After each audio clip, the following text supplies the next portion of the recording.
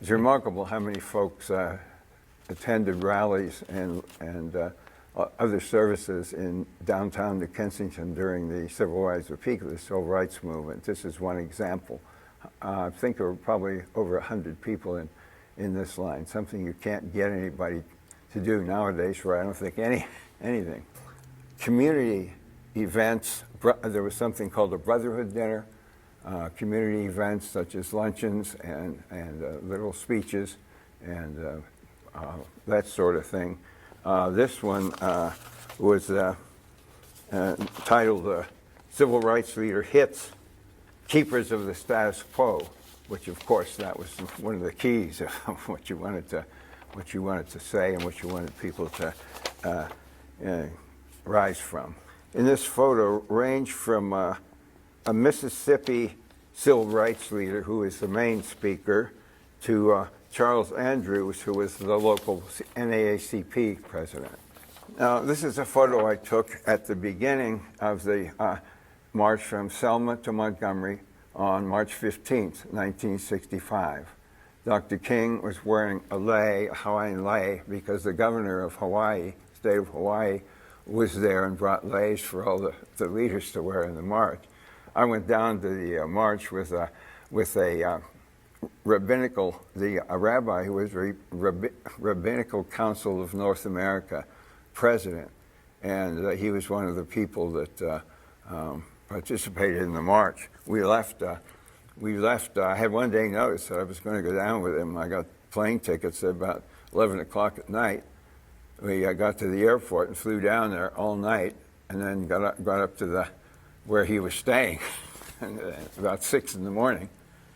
And it was quite a ride up there. We were followed very closely by headlights.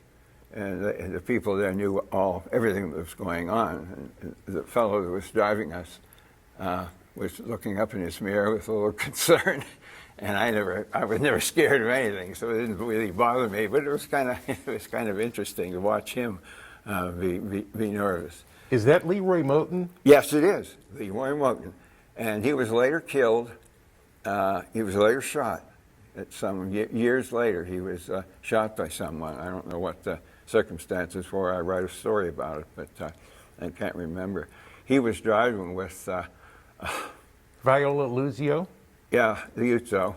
Yeah, the famous woman who was killed driving him. She insisted on driving. Well, he should have driven, but she insisted on driving. The car drove by and shot him right through the head, or her in the head. He jumped out of the car and ran into the woods, and they never did get him that night. But later he was killed about, I think, 5 or 6 years later. She was from California, PA. Oh, is that right? Yes. Yeah, she was. Anyway, the famous quote that this is Ralph Abernathy, by the way. He was King's right-hand man, a Southern Christian Leadership Conference chairman or president.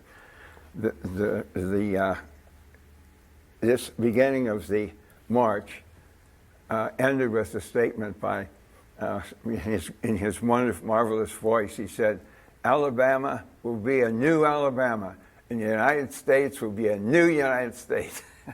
And that was a great ending to the thing. And I walked 2 days, and then I came back. I couldn't walk the last day to Montgomery. I had to be back home, but I did write for 2 days. And this was the moment where, was a peak of my experience.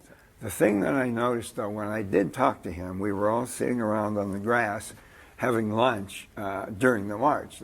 Somebody had lunches packed, and we all sat on the grass while it was going on. Well, I sat with him in a circle of people, and he chatted. I don't recall whether I got any quotes from him of the type that would have been usable. I don't think I did. He was quiet. He was so quiet and like familiar with people, and just he was totally different in that atmosphere from his beautiful, powerful speeches. He sounded like just everybody was his friend, and we were talking, but I didn't get a chance to interview him at that time. When you arrived Selma, you stayed with a dentist? That was the first night when we arrived. We got from the Selma, Alabama, the Birmingham, Alabama airport, drove all night, and got to the dentist's house, a black dentist's house, about 6 in the morning. They had breakfast for us, the people, the dentist and his wife.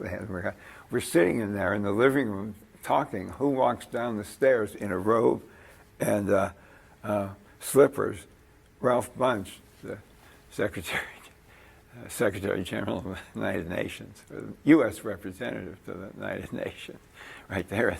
He was there. Something that struck me was sort of a parallel with the school in New Kensington. The Brown Chapel AME Church was right on the corner of the division between white Selma and black Selma.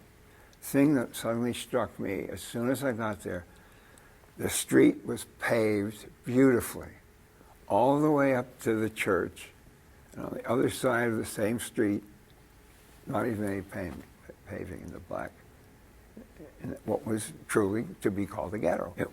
The street was not paved, it was dirt in that area. That was the first thing that struck me terribly, tremendously about what was going on down there and what the problem was. I knew all about the problems, people had to recite the Constitution before they could vote, but this graphic thing right at Brown's Chapel Church was stunning to see. Two levels of people there, white and black. The only part that frightened me a little bit was driving all night from the Birmingham airport all night down to Selma. And all the way through that drive, the headlights of a car were following us at some distance, maybe 100 yards. And I could see that Leroy was very nervous, Leroy Moten. He kept looking up in the rearview mirror and down again when I was driving.